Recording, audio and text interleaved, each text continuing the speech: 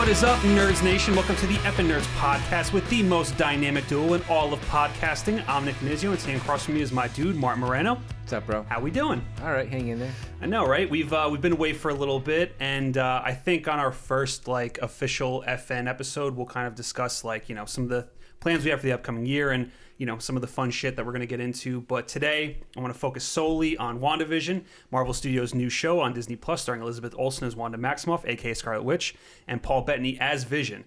This will be a spoiler-heavy discussion on the first two episodes, so if you guys have not watched WandaVision yet, please go check it out, and then come back to us for this epic breakdown and some of the hot takes that we got ready for this. Do we have hot takes? I got some hot takes. Okay, I think sure. I got some hot takes. Boom! Hot take! So let's get into it. And man, I gotta tell you, I was really looking forward to this series, but when we kind of got into, we started watching it and that intro kicked in, dude, and especially your reaction, man, I didn't realize how long we've been away from the MCU. It's been a while, but I didn't realize how much I missed it. Yes. Just the music, the whole, everything about it, like dun, dun, dun, dun, dun, and everything starts flipping, and then we realize that it's a new intro. Right. We got Endgame footage in there, which is the first time we've seen it. So I was like, holy shit, it's literally been over almost a year. I think not since Far From Home, right? Has it been since Far From Home? I think so. I think that was the last MCU related thing that we got. Shit. Man, that's crazy. Which is a year and a half ago. Fucking coronavirus, dude. Yeah, but I mean, I think it's also a bit of just us kind of getting spoiled with MCU properties every twice a year, or just a constant. At least, yeah, man. That in a way we kind of got used to it. Yeah. So my brain was almost programmed to hear every X amount of months, and then when I heard it again, it just instantly clicked, and I was like, oh my god, I forgot how much I missed this intro. But yeah, and then with this, WandaVision seems like it's something that the MCU has never really done before. It just felt very fresh, watching the previews for it and stuff. And with these first two episodes, we kind of basically got what I expected and kind of what I wanted. So it's kind of really hard to kind of describe what the premise of this show is, but basically it's about Wanda and Vision, and they're in disguise trying to live normal lives, but it's of the backdrop of a sitcom. And in this first episode, it's the 1950s. And, it's kind of in the vein of Dick Van Dyke or The Honeymooners. So it has that kind of style to it. And in this first episode, it kind of follows Wanda and Vision as they are, I guess, throwing a dinner party for Vision's boss, Mr. Hart and Mrs. Hart. Yeah. So we kind of get Kitty all from these. The 70s show. Yes, that's right. And that was one of my things. She's no stranger to sitcoms. I love what's her name? Her name is, hold on, I had this written down. Deborah Jo Rupp. Deborah Jo Rupp. Yeah, Yes. I love her. She's so great. Kitty Foreman. From that 70s show. So it was awesome seeing her in this. But yeah, and then this is typical. It's a typical sitcom. That has the whole, as everything plays out, how they do. Each scene. The special effects, so to speak. I wanted to ask you, do you think it's mainly practical, or is that I think it's a little bit of both. Yeah. I do think they probably tried as hard as they could to maybe get away with some of the practicality of it. Right. Because as far as we're concerned, it was filmed in front of a studio audience. Yes. So I'm sure there were the cuts here and there to probably when she changes outfits and shit. Oh yeah. That was probably easily done. You just have your pretty much your time, your what's it called? Your standing position. Whatever. Oh yes, where they kind of have an X marked on the ground. Yeah, and then she's standing there. So when they do the hard cut and she does the snap, pretty much she's basically in that same. So I do think there was a little bit of both. I don't think they had the technology back in the day to CG out strings. Right. So I'm sure it was a little bit of both, but mostly practical. Yeah, because when Wanda's, when we open up in that kitchen and Wanda's kind of cleaning the dishes and moving things around, that all feels like it's actually there. It couldn't be. It could just be CG, but it looks like it's practical. I think it is there, like you said, with maybe strings and shit. But then they CG out the strings. Yes, exactly. Which is weird. Now that I think about it, why didn't they just keep it to give it more of that sense? I don't know. Well, even when we get the intro to this episode, and it's done in the classic opening credits of a 1950s sitcom, and you see Vision kind of going through things, but it's faded. Yeah. So it's not as polished and clean. So I feel that they tried to mimic as much of what something True. Bewitched would have done, or I Dream of Jeannie. You know what I mean? With some of their at the time kind of special keep effects. It keep it up to date, but still kind of keep that spirit, which they did really well. Right. Yeah, I think so too. So yeah, so like I said, this episode kind of plays out in the classic sitcom sense. You have Wanda and Vision struggling to throw this dinner party to try to impress Vision's boss, Mr. Hart. And then, there's just her trying to, make dinner, and there's all these different things that go on. But then we kind of first come upon our first I guess I'll call it weird shit that happens in these two episodes. And it's when, they're both kind of getting grilled on their backstory. Like, where'd you come from? Why don't you have kids? When were you married? And they can't answer. And then Mr. Hart starts choking on like his food. And then that's when like it's almost like this illusion hits a glitch and things start to break. And like the camera work. And like the camera work is very very personal, very up in their face, and like it sets like this sort of like tone. Yeah, and Mrs. Hart starts repeating the same line over and over again. You definitely get a sense of like, okay, what, like something's happening. Yeah, like what's going on here? Yeah. But yes, before we kind of get into all that stuff, I just want to talk a little bit. I was pretty much smiling throughout this whole episode. Yeah. That whole, like, I don't know, it was just like, it was just very like nice to see. It was something fresh. Like we said, it was something new. I love the comedy of it. Yes. Like when they're talking on the phone and Vision clearly is talking about the dinner. She's talking about the anniversary. Right. So like the little like mismatch and stuff. When she greets the Sokovian way of greeting someone. Yeah. Like the whole comedy and the writing of it was very I guess authentic, right? Authentic, very new, very original, very fresh, and it was just like we said, we can't stress this enough. It's a deviation from what we've kind of seen so far in the MCU. Right. So everything about it, I just found it really refreshing and new and enjoyable and entertaining. But as far as, once we kind of get into that sort of like weird moment, it's very like it's very subtle. It, like there's no real explanation as to what's going on. I felt like the first episode was just kind of there to kind of give us an idea of it felt more like just an episode in itself, not so much like in terms of like the larger story. Yeah, you really don't get any sense there of was that. Really nothing there, and that's fine. I don't need everything right away. Right. But just that little bit that we got just pretty much, even though we already knew some shit was going on, that kind of like literally kind of set the tone for like, okay, there's some real kind of like dark things at play going on. Right. Well, I think you also brought up a good point too. You said like this is probably why they decided to premiere 2 episodes on the same day, because that first episode, like I feel like for most like casual fans, if you watch that, it might be a turnoff. You know what I mean? Because this is very much like exactly to a T a sitcom episode. And people always want answers. They always want answers right away. No one wants to wait. No one has Yeah. patience. Yeah. Idiot! Useless! Fucking people. I know. But yeah, so, as this dinner party's happening and we get this whole thing with Mr. Hart as he's choking, and like I said, it's almost like a glitch as to what's going on. Then, Wanda kind of cues Vision to help him.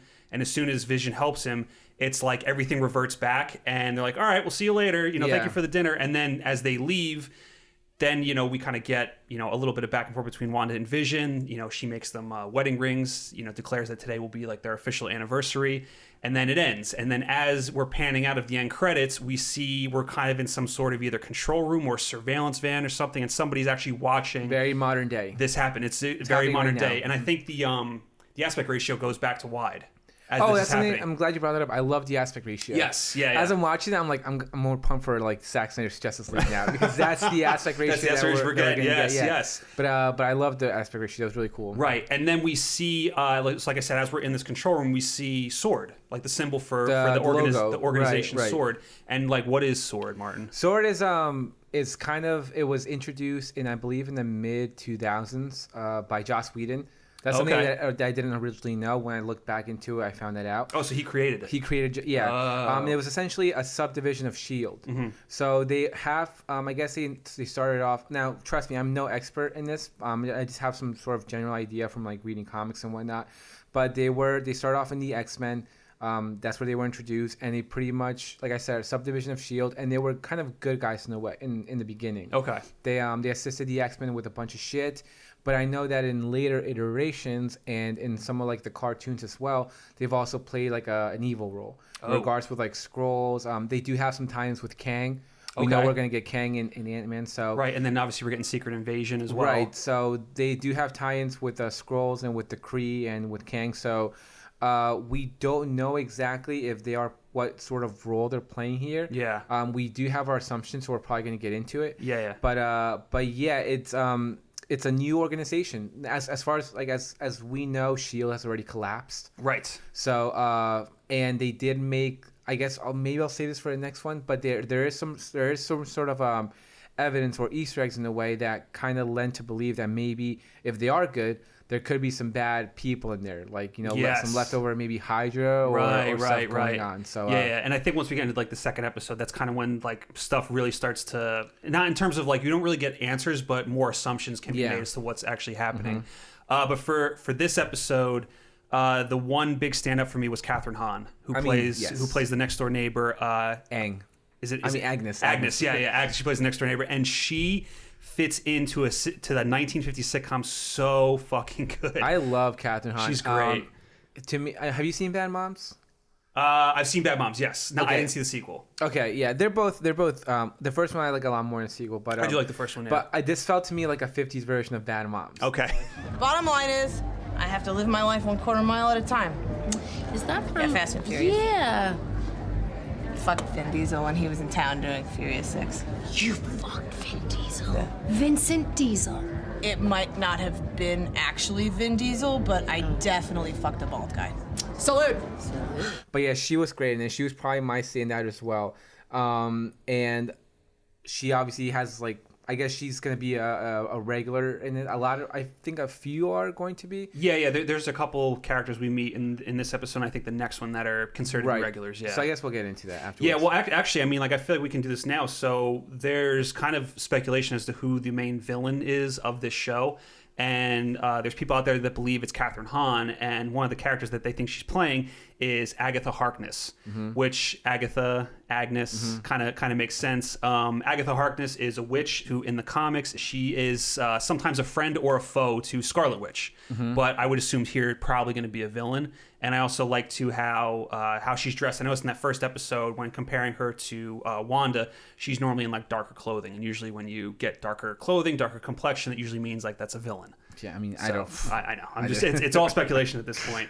But that'd be pretty cool. Like if she is playing the villain, I think that'd be pretty awesome. And then obviously I think we saw in the preview that there's like, we're going to be getting a Halloween-esque episode coming up, and she's dressed as a witch. Well, yeah, because it seems like just every episode might be a new time period, a new decade. Yeah. So I'm sure towards the end, it'll probably be like we're getting closer to modern times. I know. I can't wait till we get to like the 90s sitcom. I know. Yeah, that's gonna be Well, that's when we get the kids, I'm sure. Yes, have some like Growing Pains or some Full House, or like Roseanne or something like that. Yeah. And then the other thing too is she keeps knocking her husband Ralph. And I wonder if that's sort of a reference to The Honeymooners, because in The Honeymooners, the main character obviously is Ralph Cramden, played by Jackie Gleason. And Kathryn Hahn seems to really be channeling Audrey Meadows, who plays Alice Cramden on that show, The Honeymooners. So I just kind of, watching a lot of Honeymooners episodes because my parents are huge fans of that show. And you were also like 15 around the time. I'm not that old, but it really seems like that she's kind of channeling that. So I found it to be pretty cool. And again, man, she's awesome. Yeah, she's really great. And then we also talked about how I guess this episode was shot in front of a live audience, so that just kind of adds the authenticity of it's the just whole like thing. it's just more of like, why not? We can do it. So Exactly. Yeah. And then the other thing I picked up on was the song Yakety Yak. And I don't know if you have ever heard that song before this show. No. But the first time I ever heard of that song, it was actually a remix from the 80s, and it was in the 1988 comedy Twins. And Arnold Schwarzenegger sings it multiple times throughout that movie. Oh, really? Yes, and it's hysterical. I haven't seen Twins in forever. But, really? Yeah. Oh, it's so good.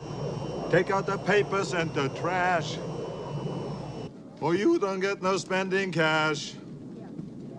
If you don't scrap that kitchen floor, you ain't gonna rock and roll no more. Yakety yak. Don't talk back. Da, da, da, da, da, da. But yeah, that's pretty much it for like the first episode in terms of just different things that we know. Is there anything you want to touch on before we move on? I know. Overall, I really enjoyed it. I had a blast watching it. We rewatched it again, and I definitely liked the pilot more than the second episode. Okay. But yeah, overall, great episode, great pilot for this new series, and I'm excited to see where it goes. Yeah, I would definitely agree. Mm-hmm. And actually, before we jump into the second episode, I want to talk about the commercial. The infomercial. That we kind of get as actually giving us like a TV break, and we get like an infomercial in between. From Stark Industries. Yeah. So it's they're selling a toaster made by Stark Industries, and you even get like when the toaster turns on, you get the Iron Man blaster sound. Set the dial and get the taste back into your toast.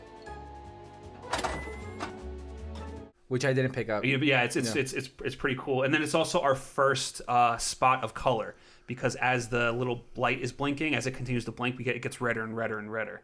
That's our first little indication of color in this in the show. And the woman also too that's presenting this toaster is dressed like I Love Lucy. Yeah, and I believe they're the same people who are in the next infomercial too. I think so too. I think it's the same people going forward. But the theory behind these commercials is that, because there's also another one that comes up in the second episode, is that they kind of represent Wanda's troubled past. Because with Stark Industries, obviously, going back to Age of Ultron, Wanda and what's Quicksilver's name? His Pietro. So like both of them, obviously their origin was that their parents were killed by a Stark Industries bomb, and that they themselves were trapped under like the rubble of their home in front of like an undetonated Stark bomb. Right, waiting for it to go off, but it never did. And then for the second episode, we get a commercial of a Strucker watch, which is made by Hydra, obviously in reference to Baron von Strucker, who was, I guess, instrumental in creating, Wanda and her brother, giving them like the powers through the stone. He was like the mad scientist. Yes. The Age of Miracles. Yes. So I kind of like that, and I'm curious to see going forward if they keep doing these commercials, like how they're going to, reference Wanda and like her past. And I like at this point, like I'm banking that we're going to see Aaron Taylor Johnson pop up in this at some point. And then we'll probably get some like thing about was it in Laos in Civil War. With the country, whole with the country of Laos when she blows something up. I don't know. Yes. We'll see. But that to me was interesting because it's like we were saying with the whole sword notion. If there were Hydra members in S.H.I.E.L.D. Right. And S.H.I.E.L.D. collapsed, then maybe they could also be teasing the fact that there could be Hydra members in Sword. This is with the sort of preemptive notion that Sword is a friend, not a foe. Okay. And they may actually be helping like Wanda in whatever kind of situation and whatever the fuck is going on. And if they are kind of teasing this, then maybe there's some people in there who are, maybe there's still some Hydra leftover agents who maybe still can be possibly pulling strings on behalf of on whoever the main villain is. Right. So, I guess, do you want to get into this? Yeah, let's get into this. Into our assumptions. So for this second episode, we this is where we really get into like the I guess like the 1960s, because we get a nice little cold opening between both Wanda and Vision, where it's like there's some sort of like hijinks. They're trying to figure out what kind of noise woke them up in the middle of the night. But the interesting thing about it was the fact that they were both sleeping in separate beds. Yeah. So I guess in terms of like the 1950s and early 60s, that was something that was depicted in sitcoms, was the couple sleeping in different beds. But then at the end, obviously, she brings the beds together and then it becomes one bed, as also to signify that we're in the 60s, because in the 60s in sitcoms, that's when couples start to sleep in the same bed. Yeah. So you were alive around this time, so you have all. Dude, stop it! I'm not. You have all this information. I did not know any of this. But yeah, Nick. Maybe I'm just a good researcher, bro. Nick grew up with the struggles. So no, I'm actually a vampire. I've been alive since the 1800s.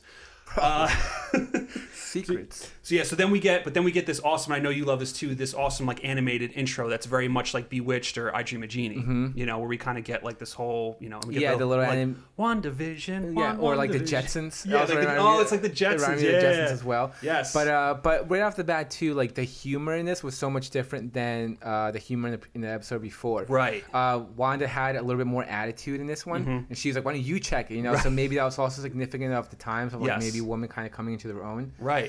So yeah, and then that little animated intro with the music and everything, I thought was fantastic. Yeah, it was really cool. But in this episode, it's Wanda and Vision, and they are basically getting ready to perform a magic act for a community talent show. And in this episode as well, we get both Wanda and Vision really interacting with a lot more characters. Obviously, Vision is kind of hanging out with his neighborhood watch crew, and then Wanda is going off with Agnes to meet, I guess, like the wives of the neighborhood for like some sort of like luncheon before they do this community talent show. Pretty much just doing anything possible to fit in. Yes, exactly. And as the episode continues on, like Vision accidentally ingests gum, which causes his inside to become a mess, which we get another nice little animated thing showing the gum turning the gears. And we get drunk Vision. Which is absolutely hysterical. Paul Bettany crushes this entire scene when they do this whole performance. But the crowd ends up loving it, and they end up winning an award. And, the episode basically ends with Wanda magically pregnant, and then the episode turning into color, which is also a nice, thing that happened in the 60s. But before that... dude, there's so much crazy shit that goes on here. So, in terms of like the weird shit that happens... earlier in the episode, Wanda finds a plane in the bushes. It's a helicopter, bro. Get to the chopper!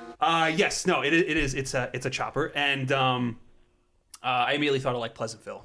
seeing like that little color. And I've had Pleasantville on my mind about this since we saw the trailer. Yes. I've pretty much been thinking about Pleasantville for a long time. But once again, we get the SWORD logo. Yes, we do. Because at first, I remember when we first saw the SWORD logo, I wasn't sure if it was like Serpent Society. Right. Because I saw like the snakes. Yes. And then obviously when we see it again, it's very clear that it was SWORD. So I'm like, oh yeah. But yeah, it was really cool. Iron Man colors. Well, I was gonna say, is it Iron Man colors or is that purple and not red? I thought it was like Vision colors. That was definitely like. God! Is this the dress thing all over again? Is it blue and gold or where the fuck that dress was? Wow! I saw that. You saw that? Yes. Oh, dude, I totally saw. Vision I saw colors. that in like yellow. Maybe it's like what I wanted to see. Maybe it's one of those situations. Oh my god. We should put it up. We should post it. What color? Do you guys see Iron Man colors? Do you see Vision colors? We're definitely doing that. Okay. We're definitely doing that. But yeah, so that's kind of like the first like little like weird indication because like it's almost like, and I saw people speculating as to what exactly is going on because we almost hear like we hear a noise. Like Wanda notices the noise, and then when she goes outside, she sees the plane or the chopper in the bushes.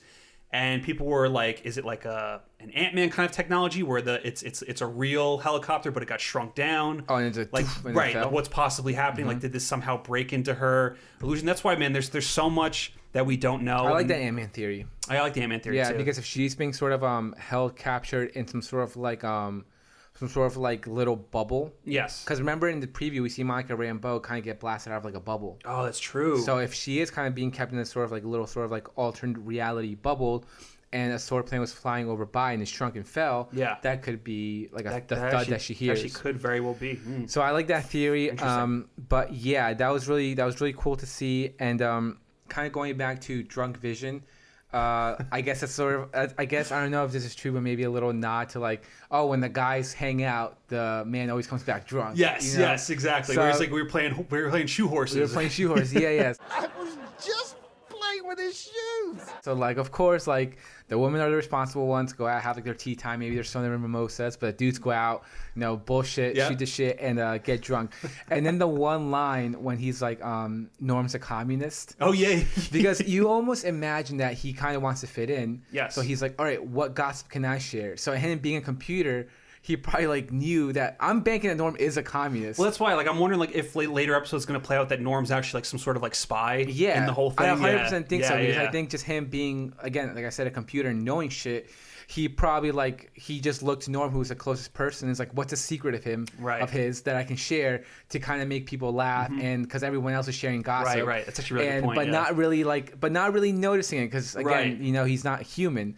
So for him to just like pull this kind of fact out, like, oh, that's a deep secret, so I'm going to share it to make everyone laugh. Right. And it worked. Yeah. But I'm 100% banking that Norm actually is some sort of spy. There's or something. There's something there that Vision just kind of like accidentally leaked out in order to try to fit in. Right. And then in terms of because you mentioned Monica Rambeau, she's in this episode, but she's playing a character named Geraldine. And it has me thinking too, like if you guys know Monica Rambeau, she's I forget the character's name in Captain Marvel, who her mom is. Like she's not Proton. Google. A few moments later. So we're back. Yeah. I said Proton. It was Photon. So I was close. Right. But her mom is Maria Rambeau. Her mom is it Maria or Marie? It is Maria. Maria Rambeau, yeah. So we saw her in the Captain Marvel movie. Yes. And we saw little Monica Rambeau in the Captain movie. So that stupid scene when she's picking the colors just makes a dumb scene. That's neither here nor there.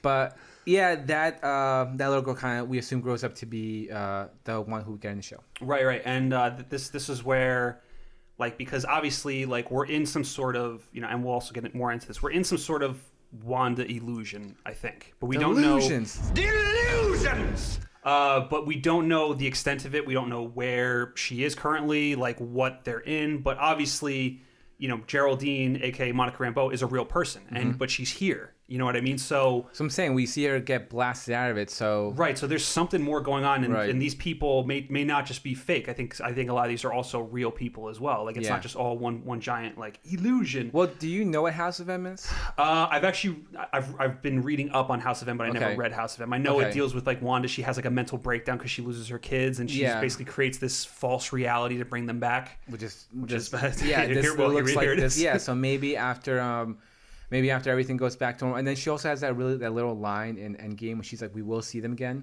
Yeah, like, we will. So I don't know, maybe she's just like at this point she's already lost her brother, she's lost Vision.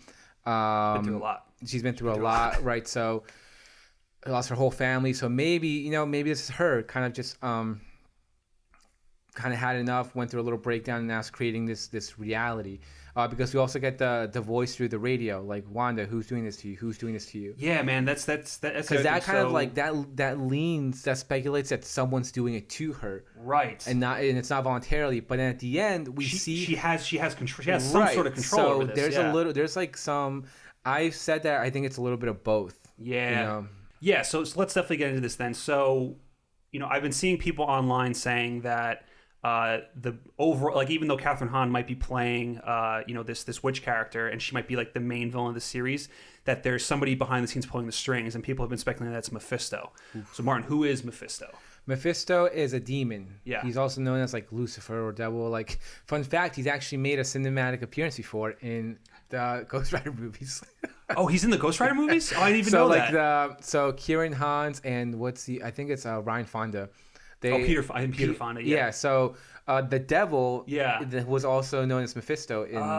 Shit. So, but he's mostly. I think he's got a pretty interesting history. Like I said, he's a devil. He can manipulate people. He can like shapeshift. He can he can influence people. So, and he's been pushed as like an impossible Doctor Strange villain because of the multiverse. The multiverse, like madness. The dark, the dark verse. This could be really like playing into the Doctor Strange because movie. he mostly exists in his own realm. Okay, so he can definitely break into like our realm and like influence people, whatever. But if his physical being is like destroyed on this realm, then he just gets reverted back to his. Interesting. So if we're already experiencing the whole notion of like different multiverses and whatnot, so this could be a good spot for him to pop in, because I remember Feige said that this was going to lead into Doctor Strange. Right. With Wanda being in Doctor Strange as well. So if the Doctor Strange in a multiverse of madness, and, you have essentially Mephisto here pulling strings, like influencing people, kind of taking over the bodies and whatnot, and that leading straight, like that, like maybe if he is affecting Wanda in some sense, then that could possibly go straight into Doctor Strange. Interesting. Yeah, and we know that Wanda's going to be in Doctor Strange. Right. Yeah, she's going to be in Doctor Strange. And Paul Bettany also did like an interview, and I think he said that there's going to be a special appearance by somebody. Obviously, he's not going to say who, but I'm banking that we're going to see Cumberbatch pop up maybe in like the last episode to really kind of lead into the Absolutely. the movie. I 100% think that as well too, because that to me just makes perfect sense. But like we said, someone was saying who's doing this to you. We don't really know what.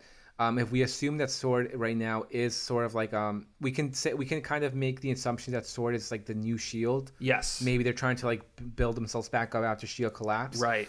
And obviously the voice that we hear is Jimmy Woo, who's played by Randall Park. It sounds like it's him, and we know he's going to be on the series, so maybe he's working with Sword. Like an FBI agent who has experience with the MCU characters, like let's bring him on here. It's kind of like Martin Freeman in Black Panther. Exactly, and same thing with Kat Dennings. Like she's in this too. She knows a lot of shit with Thor, so they could kind of rewrite it so that Sword is this new sort of organization, and they're bringing in people who have had experiences with these beings, this superhero, so to speak.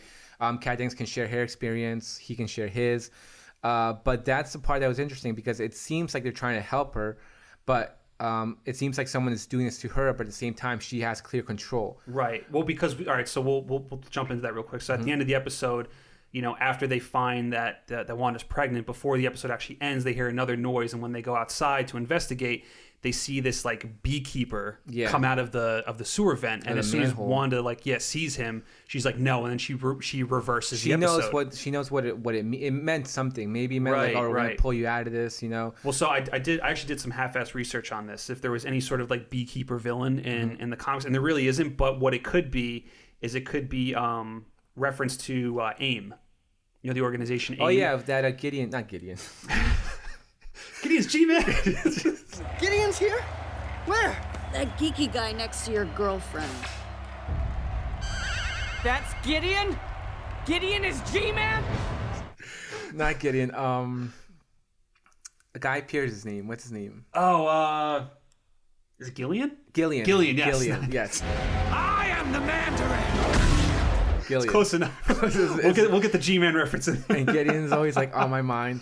But yes, that was the very first, like, the beginning of AIM, and I believe AIM also came back in at some point. Oh, it might have, yeah. Oh my God, I can't really recall now, but I'm pretty sure they came back in at some point, like in one of the recent films. Or maybe it's a comic book. Maybe it is a comic book. Maybe I'm mixing up my comic book and my movies. The interesting thing too is I was saying as I was reading up on it, they said that a lot of the AIM members wore like these yellow jumpsuits with beekeeper like it looks like beekeeper helmets is what they wear. So like what their getup kind of looks like what this guy was wearing, even though it was white, and on the back of his jacket was, I think, the sword again. Right. So I wonder if this is AIM, because AIM apparently was created by Hydra in the comics. AIM is kind of like an offshoot of Hydra. So I wonder if this whole sword versus AIM thing is kind of just an offshoot of SHIELD versus Hydra.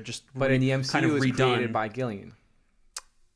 In the MCU, it was created by that's Gillian. right. Yeah, true. So but Gillian obviously was a bad person. Right. So, I mean... Unless they want to, like, insert him into also being part of Hydra at some point, which they could do. I don't think it's like we said. I don't think the original founding of the original way of how SWORD was founded. Yeah. Clearly, it's not going to be the way that it was founded in the MCU. True. Because like you can't really deal with X-Men and everything. Right. Right. So you can have it like as a maybe like a much later subdivision of SHIELD that was like in development when SHIELD fell. True. That's what I said, and then it'll come up, and then. Who knows? But if we kind of go off the notion that it is AIM, then AIM was essentially being led by a villain. Right. So then we can have the idea that maybe, So I don't know. Regardless, we don't really have much to go off of. All we can do is speculate. But yes, my thing is that it's a little bit of both. Yeah, I would think so too. And then also the fact, going back to Mephisto.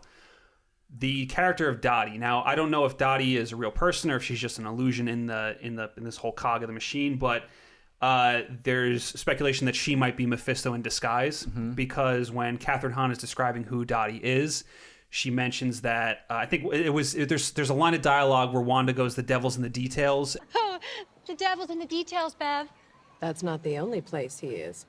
But, there's a lot of references to her being the devil. And then obviously when she breaks the glass, when she's listening to that broadcast, she's bleeding red. Obviously that doesn't mean that she's the devil, but just the fact that the color is being red, you know what I mean? Right. Just there's little just hints here and there that she might be, this character in disguise. Yeah, maybe. I mean, that would be cool if we get some sort of like big reveal transformation at the end. Right. Which then will show us who's playing Mephisto. Right. Because if it is Mephisto, then they clearly have someone already casted. Right. And Mephisto's a pretty major villain. Yeah. For the people who have read Infinity Gauntlet, he essentially assists Thanos in the original Infinity Gauntlet and getting all the stones and everything. He was like kind of like a servant. So Thanos is not Thanos. Mephisto is a really cool villain. He's a really cool looking villain too. He is cool. He looks like the demon from Insidious. A little bit, yes. Like, it kind of has a little bit of vibe to him. Yeah, with more kind of crazier hair. Yeah. But yes, I would really love to see kind of Mephisto, like the true version, not the Ghost Rider. Not the Ghost Rider version. Yeah, but like the true version kind of come in, and it all makes sense. Yes. With the tie-ins into what Doctor Strange Multiverse of Madness could be, it all makes sense for Mephisto to be the main villain. So I would love if towards the end we get some sort of like transformation, big reveal of like Dottie into Mephisto. That would be fucking awesome. But to kind of reiterate what I was saying, I think it's a little bit of like Inception too, where like my theory right now is that Wanda was in a way captured. She was captured, and people are trying to, whether it's SWORD or AIM, I think people are trying to draw information from her mind. Right. And in order to kind of and when she got captured, they sort of created this sort of like illusion that she was like happy and whatnot, so they can retrieve information. Right. However, Wanda obviously being as powerful, Wanda is the most powerful Avenger. Like, I don't care what anyone says. Well, because she's basically the Mind Stone. She's right? she's part Infinity Stone. Right.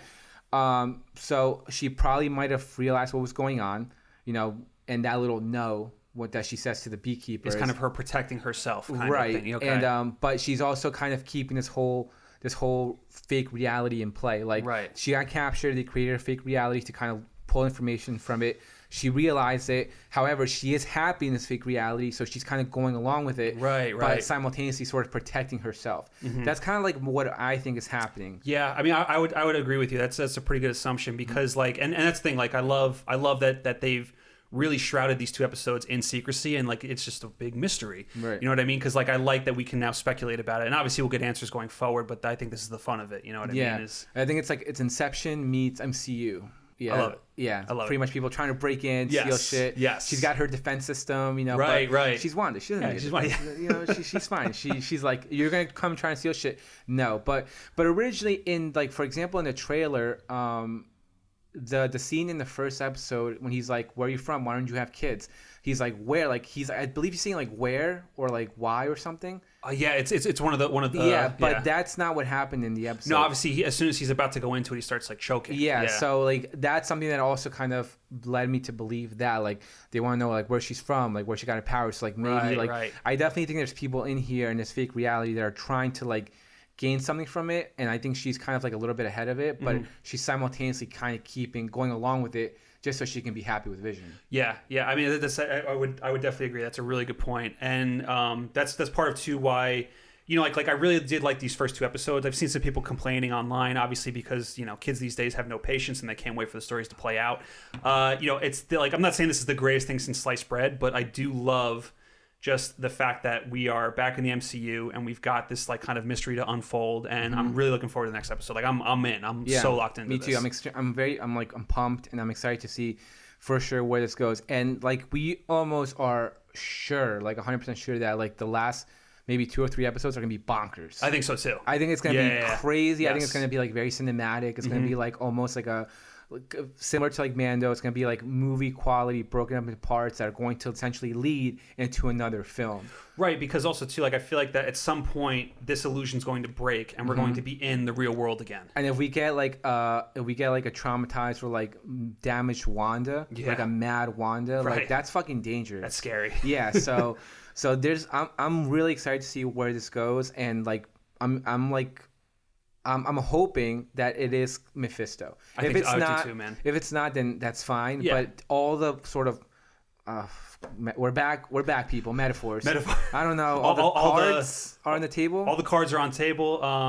You know, it also feels like everything's kind of falling into place in terms of like when you start connecting these characters to who they're connected to. From pure assumption. Yeah. But it all feels like it fits and it makes sense. You know what I mean? Exactly. So if they did go this route with all the stuff that we're speculating, it's all there. It's the cards. The cards are on the table. Cards are on the table. Metaphor. I'm excited. All right, I got one more thing I got to ask you before we wrap this up, and we were debating this a little bit. Is Vision still alive? I don't think so. You don't think so? I don't think he's dead. Because I think a part of him is. Right. So in that sense, yes. Because we got to remember back to Infinity War. Like he says, Bruce says, like it is part Mind Stone, but there's also a whole bunch of stuff. It's also part Ultron, part Jarvis. There's a whole bunch of Vision in the stone itself. So just because a stone's destroyed doesn't mean the Vision's destroyed. And we also see Shuri essentially separating a whole bunch of shit. Right. So she could have separated enough of sort of Vision's like mind that he's still somewhat that he's like on a hard drive somewhere. Right. Well, that was high look because Vision's basically a computer, and obviously in these first 2 episodes they have fun with, you know, calling him a computer, but you know, it's like the stone was almost like his power source, like his plug in to power up the whole part of him. Just because the plug gets taken away doesn't mean, you know, the hard drive information is lost. And now with Wakanda and their advanced technologies, I'm sure they did something. However, I do think I do think he's alive somewhere, like not himself, but like his, like we said, his sort of hard drive. Well, going back to the whole like Inception theory that we had, like I do wonder if Vision is being used by Sword to help break Wanda out of this reality that she's in. Like I wonder if they plugged him in somewhere to wherever she is, and this just like that would be the opposite though, because I guess that would be opposite. If you're plugging him why in would there, it start with If you're plugging him in there, then you're doing that to make her happy. That's what I'm saying. That would make sense because theoretically, that could have been like on their mind. They'd be like, oh, we're gonna plug in Vision because it's like her lover, and we'll make her happy so she can like break and give a shit. Right. However, that happened. She was like, okay, I am happy, but I know what the fuck you're up to. So right. I'm not. So I'm keeping this guy. Exactly. You can fuck off. Exactly. I think it's a little bit of both. Okay. And I think we're obviously going to get more answers, but I do think that Vision that we're seeing right now is not actually there. I do think it's part of like the fabric. Fake reality that's being created around her. Cool. Yeah, and then maybe down the road we'll get like West Coast Avengers Vision. Yeah, like the black and white, which would be cool. Right. I would like to see Vision come back. That's like a whole nother group of like superheroes that we can possibly get down the line. But right. Well, I also had the speculation too that, you know, because, and obviously, you know, Marvel could absolutely be hiding this. I have no reason to believe this, but you know, this might be the last time that we actually see Vision in the MCU, because Paul Bettany is, I don't know what kind of contract he has, if he's not meant to appear anywhere else. And like I said, that could obviously change with ease, you know what I mean? But like, I could see the end of the series being like where Wanda has to yet again say goodbye to Vision. You know what I mean? So that could definitely be a possibility that he's not coming back after this. I think we're going to get him back. You think so? I think so, and I think this is going to play a big role in it. I think so too. Not only could this lead on how we can get him back, but they already planted the seeds in Infinity War, like we said. Right. Everything that we just speculated in regards to Vision, how he's a hard drive, you can make a new body and then just put him in there. Right. A new robot body, and I think this is going to get people excited for Vision. Well, because Paul Bettany's just fucking awesome. He's so good. Yeah, like he's really these good. 2 episodes alone are just so good. Like, how do you not want to see more of this character? Right. And how do you not want to see more of like the WandaVision romance and their storyline keep growing? So I definitely think we're gonna get him back at some point in some shape, way, or form. But fun fact, Paul Bettany is the only MCU actor to be in MCU in 3 decades. He was in 2008 with Jarvis. Oh shit! And all the 2010s. Wow. And now in the 2020s, he's the first actor. He's the first one. Mm-hmm. And he's probably gonna be the only. Not unless Robert Downey Jr. comes back. That's really the only. He's the only one, right? Yeah. He's the only guy that possibly could. Or no, not even. Yeah, because actually, no, I could. If they bring back Thunderbolt Ross, he's probably the only other one. Which they are. He was Incredible Hulk. He was in Civil War. He's going to be in Black Widow. He was in Black Widow, right? Yeah. Right. So him. But as of now, he's the first one. That's awesome. Yeah, pretty cool. Good for him. Little fun fact. Good for him. All right, Nerds Nation, that does it for us. So this is our WandaVision recap series that we're kind of continuing over from what we did for The Mandalorian. We're going to drop these every Wednesday before the episode premieres on a Friday. So make sure you guys come back every Wednesday to come check it out. Have you guys seen WandaVision yet? Did you like it? Did you hate it? Is there any Easter eggs that we were talking about that you picked up on that we didn't? Comment, let us know. And, as always, man, thank you guys for watching. Thank you for listening. Remember to like this video and subscribe to our YouTube page. And remember, you can follow us on Twitter, Instagram, Spotify, Apple Podcasts, and anywhere else you can see that big, beautiful FN logo. Anything else, Martin, before we leave? Nope. Did you see Iron Man colors or Vision colors? Yeah. Oh, yeah, it's a good one. Yeah. Did you see Iron Man colors or Vision colors in that chopper? In the chopper. In the chopper. Yes. All right, guys. We'll catch you in the next one. Bye.